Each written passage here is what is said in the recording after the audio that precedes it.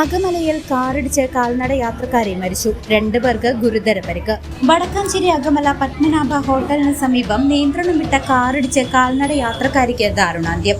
അകമല ചെമ്പത്ത് വളപ്പിൽ കൃഷ്ണന്റെ ഭാര്യ 55 വയസ്സുള്ള ലീലയാണ് മരിച്ചത്. വ്യാഴാഴ്ച വൈകിട്ട് 4 മണിയോടെയായിരുന്നു അപകടം. നിയന്ത്രണം വിട്ട കാർ ആദ്യം ഇരുചക്ര വാഹനത്തിൽ ഇടിച്ച ശേഷം കാൽനട യാത്രക്കാരിയായ ലീലയെ ഇടിച്ചു തെറിപ്പിക്കുകയായിരുന്നു.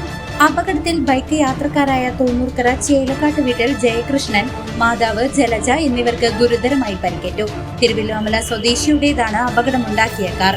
അപകടം നടന്ന ഉടൻ തന്നെ ലീലയെ വടക്കാഞ്ചേരി ജില്ലാ ആശുപത്രിയിൽ എത്തിച്ചുവെങ്കിലും ജീവൻ രക്ഷിക്കാനായില്ല.